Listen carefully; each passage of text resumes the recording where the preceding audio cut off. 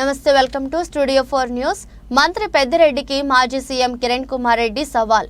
నేను ఎమ్మెల్యేగా ఉన్నప్పుడు తిరుపతి పద్మావతి గెస్ట్ హౌస్ లో రాత్రి 11 గంటలకు డీసీసీ అధ్యక్షుడిగా చేయమంటూ పెద్దిరెడ్డి నా కాళ్లు పట్టుకున్నాడు. నా కాళ్లు పట్టుకుని అడిగావని నేను కాణిపాకం తరిగొండ గుడిలో ప్రమాణానికి సిద్ధం. నువ్వు సిద్ధమా అంటూ పెద్దిరెడ్డికి మాజీ సీఎం కిరణ్ కుమార్ రెడ్డి సవాల్ చేశారు. ఇది రాత్రి 11 గంటలకు జరిగింది.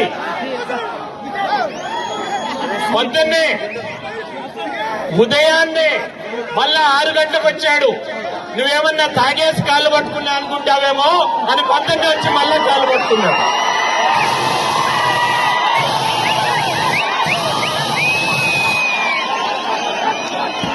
ఇదే నేను కాణిపాకంలోనో తరిగండలోనో ప్రమాణం చేసేదానికి సిద్ధంగా ఉన్నాను.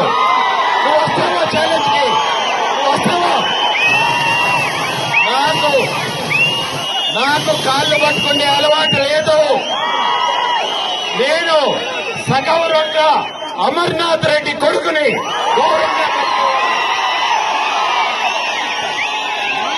పదవులు వస్తుంటాయి పోతుంటాయి, కానీ మా ఆత్మాభిమానం గౌరవాన్ని ఎప్పుడూ తాకట్టు పెట్టము.